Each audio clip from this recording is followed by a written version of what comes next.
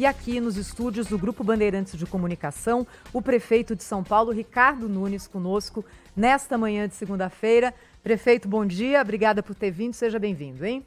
Bom dia, Thaís, bom dia, Pedro. Acho que também vai estar nos acompanhando aqui o Cláudio e a Sônia. Bom dia a todos aqui da Band, uma alegria estar com vocês mais uma vez. Obrigada. Prefeito, nós temos muitos assuntos para falar sobre gestão pública, sobre relacionamento com o Poder Federal, assuntos que são... que permeiam ali a vida de todos os prefeitos. Então, eu queria começar perguntando para o senhor sobre marco do saneamento, um assunto que marcou a semana passada, que foi discutido pelo Congresso Nacional, que derrubou decisões do presidente Lula, alterando o marco aprovado no governo anterior. Como é que o senhor viu essa decisão e de que forma isso afeta a gestão pública na cidade de São Paulo? Olha, Thaís, acho que primeiro uma demonstração importante aí da separação de poderes, né, de derrubar um veto do presidente, a preocupação que a gente percebeu do Congresso com a questão do compromisso do saneamento básico no nosso país. Aqui na cidade de São Paulo nós temos 100% de toda a rede de água ligada nas residências, mas nós temos ainda entre 300 e 350 mil imóveis para fazer a ligação de rede de esgoto. Mas o problema maior não é nem aqui na cidade de São Paulo, que a gente precisa avançar bastante, mas acho que a questão nacional do país, retroceder nesses compromissos do marco do saneamento seria um atraso. Então acho que o Congresso agiu bem e é muito importante que a gente coloque as metas, cumpra essa questão fundamental, porque já teve várias mudanças, sabe, Thaís? Quando o presidente Lula foi presidente da outra vez, inclusive teve alteração na legislação, na Lei Complementar 156, ou a 116, ou a 5.116, que reduziu, inclusive, a questão do ISS das empresas que fazem saneamento, para poder dar incentivos. Então, já foi feito incentivos fiscais, tem as metas, e a questão do saneamento está muito interligada aí com a questão da saúde, né, que a gente precisa estar cada vez mais melhorando. Então, acho que o maior registro que eu tenho aqui foi um amadurecimento com relação à Câmara dos Deputados de poder não retroceder e manter as metas. Prefeito, muito bom dia, bem-vindo aqui ao nosso programa. Um prefeito lida com cada coisa que até Deus duvida, né? Uma delas mais frequentes são as decisões, muitas absurdas, do Poder Legislativo. Na Câmara Municipal de São Paulo, agora em março, os vereadores aprovaram um projeto que cria uma cota para ex-presidiários exercerem função pública, cargo público no município. Ou seja, a partir de agora, uma vez confirmada essa lei, a prefeitura teria que reservar uma cota ou um percentual expressivo das vagas disponíveis no concurso público para colocar ex-presidiários. E também exigir a mesma conduta de empresas fornecedoras do município. É um absurdo completo imaginar que nossos filhos e netos podem ter eventualmente um professor ou uma professora ex-presidiários, né? Ou pode ter um ex-presidiário cuidando da saúde das pessoas, da saúde pública, etc. Eu queria saber se o senhor já tomou alguma medida em relação a isso, alguma decisão em relação a esse projeto, e queria que o senhor expusesse aqui a sua posição a esse respeito.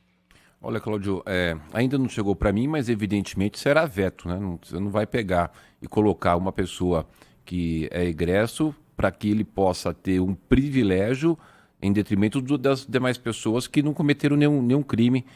Não tem o menor sentido isso. Falar o seguinte, olha, quando você comete um crime, você passa a ter uma situação de privilégio. Não tenha dúvida nenhuma. Acho que é um grande erro, né? As pessoas acabam querendo fazer um discurso bonito, agradar ali uma minoria, mas o que a gente precisa ter sempre como foco é isso, valorizar aquelas pessoas que sempre com as suas dificuldades não envedaram para o mundo da criminalidade, não trouxeram nenhum atraso para a vida do outro, não cometeram nenhum crime. Então, com certeza, chegando na minha mesa é veto total. Prefeito, Sônia Blota aqui, um prazer conversar com o senhor que sempre tão gentilmente nos atende aqui no Jornal Gente, né? Que agora está no formato também com a Band News TV em transmissão simultânea. Prefeito, eu lembro que logo que o senhor foi eleito, eu cheguei a conversar com o senhor a respeito de privatização da Sabesp. Ainda, né, pegando essa pergunta da Thaís do Marco do Saneamento, eu gostaria de saber qual que é a posição do senhor hoje e se o senhor tem conversado com o governador Tarcísio a esse respeito. Sônia, tenho sim. Aliás, eu tenho falado com o governador Tarcísio constantemente, né? E, evidentemente, um assunto dessa importância sempre tem sido pauta. Na sexta-feira mesmo, eu conversei com o Tarcísio sobre isso por telefone. O que acontece? Nós temos que apoiar tudo aquilo que for bom para a cidade, tudo aquilo que for bom com relação a você ter os serviços antecipados, maior investimento, maior agilidade, redução das tarifas. E, evidentemente, eu, como prefeito de São Paulo, defender os interesses da cidade dentro desse contexto. O que eu falei para o Tarcísio? Tarcísio, nós temos duas situações aqui do nosso contrato da Prefeitura de São Paulo com a Sabesp. Qual é? 7,5% do faturamento da Sabesp vai para o FMSAI, Fundo Municipal de Saneamento. Eu falei, eu não posso perder isso, não tem sentido que a gente faça algo onde a cidade de São Paulo perca qualquer tipo de situação que já avançou positivamente. E uma outra questão é que existe 13% dos investimentos da Sabesp são definidos aqui na cidade de São Paulo dentro de um grupo bipartite. Participa Estado e participa Prefeitura. Então são decisões conjuntas, como por exemplo aí a questão da despoluição do Rio Pinheiros, campanhas de preservação dos nossos córregos, né, o córrego limpo, uma série de ações. E o Tarcísio falou, óbvio, Ricardo, a gente não vai fazer nada com que os municípios percam, né? O que ele tem nos falado bastante, e em especial comigo, é de que a privatização da Sabesp vai trazer um recurso pela outorga, vai trazer comprometimento de aceleração das ações relativas à questão do saneamento, e a gente vai ter uma gestão, né? Passa a ter o controle acionário, que hoje o controle acionário é do governo do estado, porque detém acho que 53% ou 57% das ações. Uma parte já é privatizado, inclusive na Bolsa de Valores. Agora, tenho muita tranquilidade que o Tarcísio vai receber esses estudos que estão sendo desenvolvidos, vai sentar com nós prefeitos e, evidentemente, o que a gente tem pactuado com o governador Tarcísio é de que a gente tenha avanços e não nenhum recuo. E, sendo assim, obviamente que a Prefeitura de São Paulo vai apoiar, não vou usar isso para fazer disputa política, como estão querendo, inclusive, fazer algumas pessoas, fazendo só... pega um assunto tão importante que a gente pode ter um avanço, né, muito fundamental na questão do saneamento e ficam fazendo disputa política, o contra pelo contra, só para ser contra. Eu sou do ponto de vista de sentar, ver aquilo que é fundamental, que a gente vai avançar e o Estado de São Paulo não vai perder a oportunidade de construir um avanço nessa questão da privatização da Sabesp. Prefeito Ricardo Nunes, de São Paulo, está no Jornal Gente ao Vivo, conversando conosco. Ainda nesses assuntos nacionais, prefeito, eu queria te perguntar sobre reforma tributária. O senhor está participando dessa discussão? O projeto de reforma tributária que está desenhado, em alguma maneira, vai trazer prejuízos para a arrecadação de São Paulo? Essa junção de impostos, né, que parece ser o norte principal dessa proposta, vai afetar os municípios? Pedro Campos, afeta a grande maioria dos municípios. Às vezes você vai ter município aí muito pequenininho que acaba até privilegiando. Por isso que eu acho que a gente precisaria ter discutido a reforma administrativa. Nós temos municípios hoje aí que é menor do que um condomínio aqui da cidade de São Paulo. A gente tem condomínio aqui com 3 mil habitantes, 5 mil, 20 mil, e tem município com 1.000 e poucos habitantes. Quer dizer, aí você tem que ter prefeitura, Câmara Municipal, é um contrassenso. Agora, especificamente da reforma da tributária. Existem hoje, tramitando lá, principalmente três PECs. A PEC 45, a PEC 110 e a PEC 46, agora recentemente protocolada pelo senador lá do Paraná. O que está mais se discutindo hoje aí no cenário? É a PEC 45, que traz um grande prejuízo para os municípios. Eu tive semana passada no encontro de prefeitos da Frente Nacional de Prefeitos que ocorreu lá no Rio de Janeiro, onde participou vários prefeitos, e nós discutimos, inclusive, essa questão com muita preocupação. Nós estamos defendendo o seguinte: a PEC 46, ela divide, porque eu acho que tem que fazer a reforma tributária, precisa simplificar. O empreendedor, ele precisa ter o seu processo mais simplificado, para ele não ficar perdendo tanto tempo e tanto dinheiro com a burocracia, tantas guias, tantos impostos. A gente unificar é fundamental. O que a gente está dizendo é o seguinte: você não pode unificar para privilegiar alguns setores e prejudicar os setores, por exemplo, de serviço. Vai para 25% o serviço. E de prejudicar a questão dos municípios. São Paulo perde 10 bilhões de reais. Né? E eu queria continuar nesse raciocínio, mas fazer um parênteses, só para as pessoas terem ideia. Para esse ano, por exemplo, nós vamos gastar 2,1 bilhões na ciência social. Virado do governo federal quanto? 40 milhões. Então, olha o quanto que é importante que a gente possa entender que os municípios não podem ser enfraquecidos. As pessoas vivem nas cidades, vivem nos municípios. É ali no município onde está o atendimento, onde está a real vinculação da qualidade de vida das pessoas. Imagine se acontecer da cidade de São Paulo perder aqui. Eu, por exemplo, inaugurei 9 UPAs nesses últimos meses. Estou com 9 em construção. Eu gasto 8 milhões para construir uma UPA, mas eu tenho um custeio de 6 milhões por mês. E na UPA, quando eu recebo do governo federal, eu recebo 30% do custeio. Então, a grande despesa fica com os municípios. E a gente poder centralizar isso, para depois eu ter que ficar com o Pires, para poder atender as necessidades dos municípios. Quando eu digo os prefeitos, né? De uma forma, evidentemente, que isso não é só para São Paulo. Mas, em síntese, para as pessoas terem uma compreensão, qual que é a ideia geral da PEC 45? É você unificar todos os tributos, aí as prefeituras ficam seus tributos, e dependendo de um comitê formado lá para o governo federal, o governo estadual, para poder dividir as receitas. E o ISS, que é o principal tributo das prefeituras, isso tem uma coisa muito importante, Thaís, que eu queria chamar a atenção. Por quê? A questão da competitividade saudável ela é fundamental.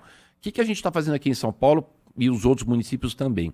Nós estamos nos esforçando para nos tornarmos um ambiente cada vez mais importante do ponto de vista da qualidade das pessoas investirem. Então, simplificando, fazendo desburocratização, reduzindo tributos. Eu reduzi o ISS de toda atividade audiovisual, reduzi o ISS de toda atividade de intermediação de serviço por aplicativo.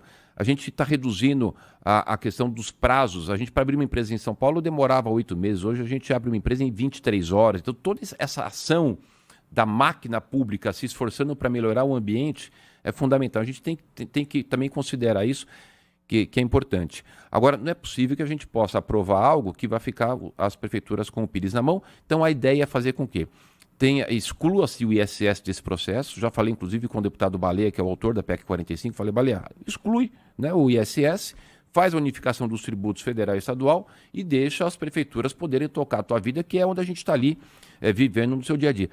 As pessoas que estão aqui agora nos assistindo, né? Quando você tem um problema aí, você vai pensar em quê? É no prefeito, é na prefeitura, é na cidade, né? E tem, evidentemente, as políticas macros, que são de Estado, de segurança, né? Que são do Estado, as econômicas nacionais, mas o dia a dia são nas cidades, nas prefeituras. Enfraquecer os municípios é você enfraquecer a qualidade de vida das pessoas. Nós temos que fortalecer o municipalismo.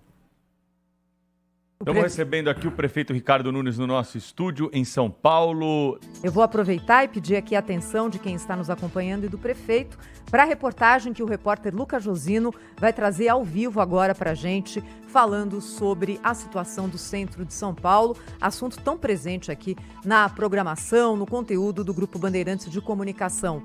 Bom dia, você fala de onde, Lucas? Tudo bem, Thaís? Bom dia para você, muito bom dia também a todos os nossos ouvintes, uma excelente semana. Nós falamos ao vivo aqui da região central de São Paulo para trazer uma notícia positiva e uma outra negativa. A positiva é que nos últimos 15 meses, pela primeira vez agora no mês de abril, a região da Cracolândia registrou uma queda nos números de roubos e de furtos. São 3 bairros que tem o maior número de dependentes químicos: Santa Cecília, Santa Efigênia e também Campos Elíseos. E as 3 delegacias que abastecem esse bairro, inclusive, tiveram uma redução nos índices da criminalidade. Mas nós fizemos uma apuração com base nas outras 7 delegacias que compõem a região central, e nessas outras 7 houve um aumento expressivo dos mesmos crimes de roubos e de furtos. Nos 3 primeiros meses desse ano, entre janeiro e março, foram registrados nas 10 delegacias do centro de São Paulo 25.752 casos de roubos e furtos.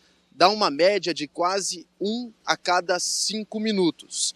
É o maior número desde o início da série histórica, desde 2001, quando o governo de São Paulo começou a contabilizar esse tipo de crime aqui em São Paulo. E 25% a mais comparado ao mesmo período do ano passado.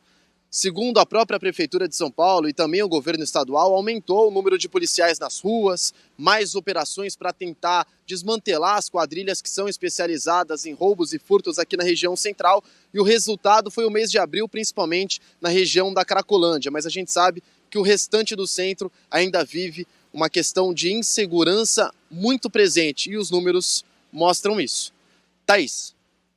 Obrigada, é o repórter Lucas Josino. Prefeito Ricardo Nunes, prefeito de São Paulo. Essa é uma questão referente ao centro de metrópoles que diz respeito não só a São Paulo, outras capitais do Brasil enfrentam essa situação, mas na cidade de São Paulo, até pelas dimensões da cidade, esse é um problema que tem ganhado muito espaço. Prefeito, a gente tem trazido aqui as informações sobre a ação da prefeitura, mas o que a gente vê também hoje é uma espécie de espalhamento, não é? Dos usuários de crack e da criminalidade junto com eles. Como é que a gente vai conseguir resolver isso, prefeito?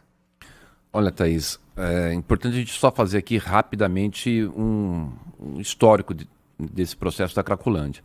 É um problema que tem há 30 anos, né? É bom a gente deixar isso claro, 30 anos de Cracolândia. E estamos vendo agora bastante cobertura da imprensa com relação a esse tema. E por que está vendo? Porque nós, Prefeitura de São Paulo, o Governo do Estado de São Paulo, resolveu colocar o dedo nesse problema. E quando a gente resolve não deixar mais aquela situação num canto, pegar uma rua ali, uma região onde não tenha tanta movimentação e deixa lá, e finge que esse problema não existe, a gente está cometendo um crime contra a sociedade. Porque você deixa aquele ambiente dominado pela organização criminosa. Era um ambiente onde em 2016 eram 4 mil usuários.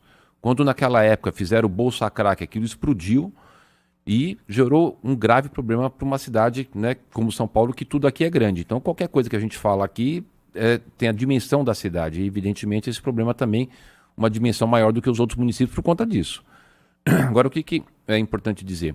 Eu e o governador Tarcísio, nós estamos determinados a fazer esse enfrentamento, junto com a saúde, com a ciência social, direitos humanos, polícia militar, polícia civil e guarda civil metropolitana. Eu acabei de te dizer que haviam 4 mil usuários em 2016. Hoje nós temos em torno de 1.000 usuários. É muito ainda, evidentemente. Mas fazem barulho, hein, prefeito? Fazem um barulho terrível. Agora, as ações vão sendo realizadas.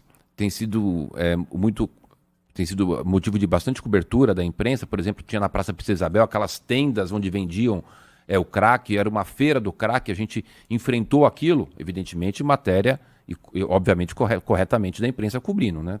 Não é nenhuma reclamação, é só uma constatação. Obviamente tem um fato, a imprensa deve cobrir. E aí só estou dizendo o seguinte, que isso vem mais à tona.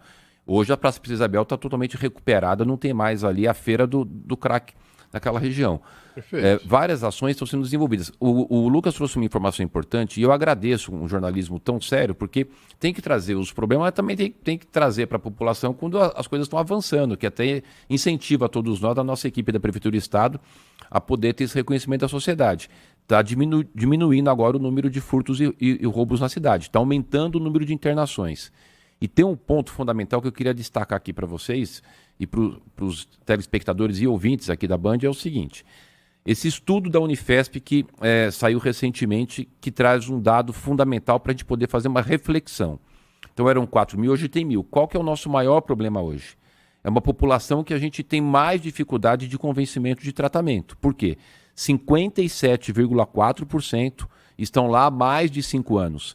E 39%, Thaís, estão há mais de 10 anos. É óbvio, quem está nos assistindo aqui tem compreensão, tem maturidade de saber de que é um público mais difícil de convencimento. Quem está há 5, 6, 7, 10 anos usando crack, obviamente ele está num estado muito debilitado e não consegue sequer, muitos deles, definir sobre a sua própria vida. Imagine aceitar um tratamento. Mas não quer dizer que a gente não vá persistir. Eu só estou colocando aqui uma situação para que as pessoas tenham a compreensão das dificuldades. O governo do estado inaugurou agora o hub de tratamento, que está tendo uma procura maior. Oi, Cláudio, desculpa. Pois não. Prefeito, não, é só para lembrar o seguinte: a gente viu aí umas imagens, né, agora há pouco, imagens de arquivo, mostrando, por exemplo, cenas recentes de arrastão.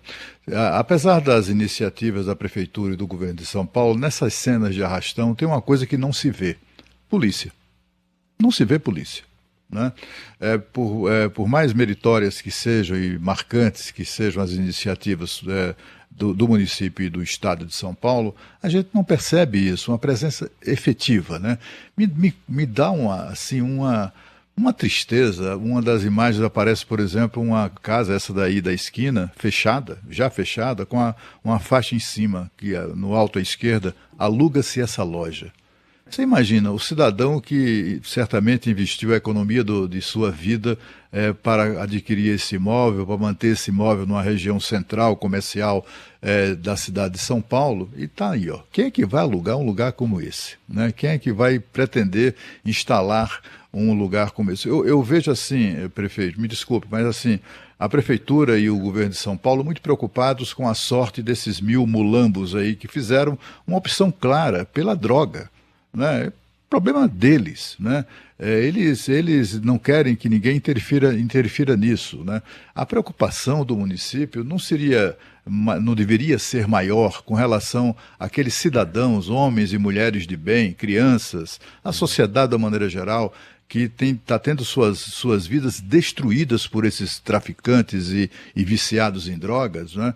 Porque assim, é o comerciante, é o emprego que deixou de ser gerado, é o cidadão que perdeu, que foi demitido porque a loja fechou. Não tem como funcionar num lugar, né, ou em circunstâncias como essa, né?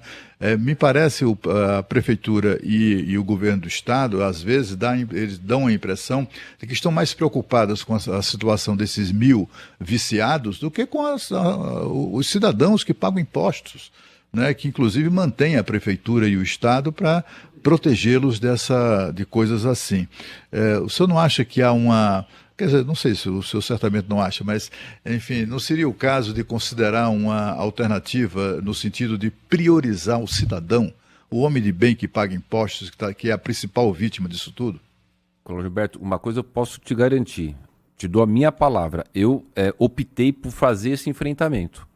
Né? Poderia ser cômodo deixar lá no cantinho, como tinha antigamente, e toda vez aquela tal, que eles chamavam de fluxo, né? Virou o fluxo. E tiro em viaturas. Se a gente pegar as imagens aí passadas, saíam quebrando tudo, fazendo furto. A gente teve agora 2 casos aí de invasão de uma farmácia ou de um mercadinho, que na hora chegou a Guarda Civil Metropolitana e conteve. Agora, o que eu tenho procurado fazer, Cláudio Gilberto, e eu agradeço a oportunidade de poder estar aqui na Band falando para um grande público e poder dialogar contigo. Esses dados que eu estou colocando, o que eu estou fazendo aqui? Né? Qual que é o meu objetivo? É de falar para a população o seguinte: olha, chegou num ponto que a gente precisa ser um pouco mais ousado e levar para essas pessoas um tratamento. A gente precisa fazer um convencimento do que será feito a partir de agora com as pessoas que estão lá e não querem o tratamento. E de que eles não estão conseguindo ter o discernimento com relação à condução da sua própria vida, estão gerando prejuízo para uma série de pessoas, para o morador, para o comerciante, e parar com o discurso hipócrita de dizer que a gente tem que ficar o tempo inteiro passando a mão na cabeça. Chega uma hora que é preciso ter um convencimento, levar essa questão num diálogo de alto nível e procurar fazer com que a sociedade apoie a questão da internação compulsória para aqueles casos onde o médico vá lá e identifique por laudo médico que aquilo é necessário e apresente ao judiciário, o judiciário concorde. Porque o que as pessoas têm é que não está tendo o apoio da sociedade. Qual que é o médico que hoje vai lá e vê uma situação de uma pessoa naquela situação e que vai fazer a indicação da internação compulsória? Não tem aprovação. Pelo menos até agora, quando a gente está começando aqui a fazer essas discussões, tem esse estudo da Unifesp, estamos demonstrando que temos equipamento para poder acolher, estamos demonstrando que as pessoas estão lá acabando com a vida deles. Cláudio Humberto, eu já falei aqui uma outra oportunidade, se não me engano, acho que eu já falei, se eu não falei eu vou comentar com vocês. Nós fizemos lá um trabalho de colocar um equipamento de espirometria. Espirometria é um equipamento que mede a capacidade pulmonar. Fizemos a espirometria em 186 pessoas da Cracolândia. 50%, metade delas só tem metade do pulmão. Olha a gravidade que está sendo essa questão. Então a gente precisa ter esse enfrentamento. Eu posso lhe garantir, não é demagogia. O Lucas Josino, a Band, a outra empresa tem acompanhado. Eu tenho ido lá, ampliei a GCM, ampliei os CAPs, ampliei os CIATs, abri um serviço de tratamento prolongado. Estamos colocando muitos recursos dos impostos das pessoas da cidade de São Paulo para poder dar o tratamento. Agora, chega num ponto que a gente precisa ver qual que é a realidade dos fatos e poder a sociedade discutir sem essa coisa de estar um membro lá do Ministério Público o tempo inteiro questionando, visitando os equipamentos, chamando meus funcionários da saúde para ficar lá 2, 3 horas depondo. É um tema grave e a gente precisa ajudar essas pessoas que estão acabando com as suas vidas no crack. A gente vai esperar eles morrerem no crack ou nós vamos tomar alguma ação e lhes dar a oportunidade de ter um tratamento? Prefeito, já que o assunto, a gente está falando de Cracolândia, de criminalidade, tem um assunto também que é muito importante a ser discutido com o senhor, que recentemente nós tivemos crimes cometidos em escolas de São Paulo e do Brasil, né, aqui na Europa, recentemente Belgrado, né, num fato inédito, infelizmente amargou também essa tragédia, né, com um adolescente de 14 anos que entrou matando estudantes e normalmente eram notícias que vinham dos Estados Unidos. Eu gostaria de saber o que o senhor pensa que está motivando esses crimes, incluindo São Paulo, a capital paulista, e quais as medidas que a Prefeitura de São Paulo está tomando para que isso não ocorra mais. São Paulo é uma das 10 cidades mais importantes do mundo, é uma das cidades mais importantes, então, quer dizer, normalmente assim, a leitura que se faz no exterior sempre tem São Paulo como base, e eu gostaria de ouvir o senhor a respeito. Olha, Sônia, é um tema que nos preocupa bastante, né? Eu tenho 3 filhos e inclusive um netinho, que ontem foi o aniversário dele de 1 aninho. A gente tem, inclusive como prefeito, né, sendo responsável por uma cidade desse tamanho, 12 milhões e meio de habitantes, 1 milhão e 40 mil alunos na nossa rede municipal de ensino, 4.100 unidades escolares, é uma grande preocupação. Então a gente tem feito um trabalho na área da educação de ampliar todo o serviço do núcleo de atendimento psicológico, ofertar a questão de psicólogos para poder dar atendimento na rede. Tivemos agora em Brasília recentemente, eu levei ao presidente a preocupação com relação à questão de que é preciso verificar essa questão que eles usam, tem um nome agora que eu esqueci, é um submundo da internet, como é que chama, Pedro? Deep Web. Dark Web. Deep Web. Nesse sentido. Da Deep Web. Que é um mundo que não consegue ser acompanhado ali, que fazem normalmente essas discussões sobre esses temas, com tanta tecnologia, com tanta coisa que se tem. Eu falava lá em Brasília, estava lá o ministro Flávio Dino da Justiça, não é possível que a gente não possa ter o Brasil liderando uma questão mundial para poder monitorar ou não ter essas questões de Deep Web. Aqui, o que a gente fez? Algumas ações de implantar o botão de emergência para todas as professoras da nossa rede, preparar nossa Guarda Civil Metropolitana de reconhecimento dos espaços, de uma necessidade de ação, mas o mais importante, o que mais deu resultado de tudo isso, foi no dia 20 que a gente fez o Dia Mundial da Cultura de Paz. Eu mesmo fui em algumas escolas, a gente fez várias atividades de cultura de paz, caminhada, e poder dialogar com os alunos, fazer roda de conversa, fortalecer a questão do ambiente escolar.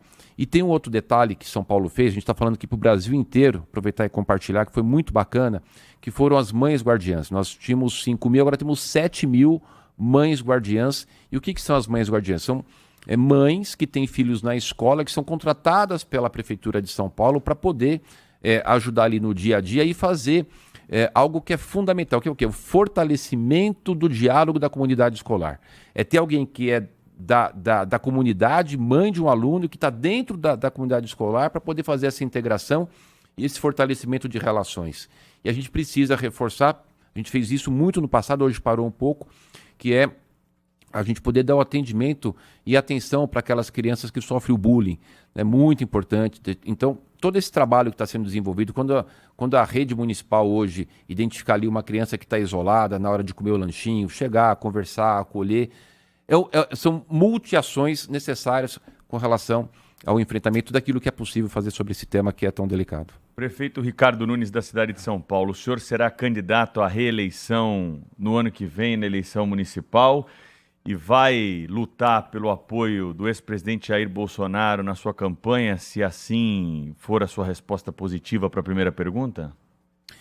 Pedro, ser candidato é natural, né? Um processo natural de quem está no governo e tem uma série de ações. A gente conseguiu colocar São Paulo hoje na classificação da Fitness de AAA, quer dizer, alto grau de investimento, baixo grau de endividamento. A gente pode ter uma comparação, Miami é AA, então a gente está numa situação melhor do que Miami. Conseguimos fazer uma série de ações para poder colocar a prefeitura numa capacidade de investimento muito grande. Esse ano serão 11,5 bilhões de investimento, maior programa de recado, maior programa habitacional. Não tem mais crianças sem vaga de creche na cidade de São Paulo. Para o ano que vem são 13,5 bilhões de investimento, muitas obras de drenagem, enfim. Então, nosso grupo, nosso time tem condições de chegar para a sociedade e falar assim, olha, com toda a dificuldade, 21 e parte de 22 com Covid, a gente teve o ano inteiro com as ações comprometidas por conta de ter que dedicar muito tempo com relação à questão do Covid. Ninguém na cidade de São Paulo, país, ficou sem atendimento, sem leito. Enfim, fizemos a lição de casa. Agora, é natural que a gente pleiteie aí a continuidade para continuar com esses projetos. Eu tive no sábado almoçando com o presidente Jair Bolsonaro e o Valdemar Costa Neto, presidente do PL. A gente conversou um pouco. Eu dizia para ele com relação à questão da unificação de todas as forças da extrema esquerda e da forma como que o candidato deles pensam, né, com relação à questão de invasões, de não respeito à legislação, de não fortalecimento das ações para os empreendedores, para quem gera emprego, enfim, seria um caos total na cidade e seria algo muito ruim para uma cidade que, eu volto a falar, isso aqui é uma cidade-país, né? Então é uma concepção diferente. É uma cidade que não dá para ter uma única nota de ação. Você tem que cuidar da habitação, tem que cuidar da saúde, tem que cuidar da educação, do meio ambiente, né? Tem candidato aí que é contrário ao meio ambiente. Então, acho que a gente precisa fazer uma ação conjunta de cuidar dessa cidade como um todo. Eu coloquei isso para ele escutou, acho que foi uma boa conversa. Depois eu participei lá da posse do PL Mulher na Assembleia Legislativa, junto com ele, o Valdemar.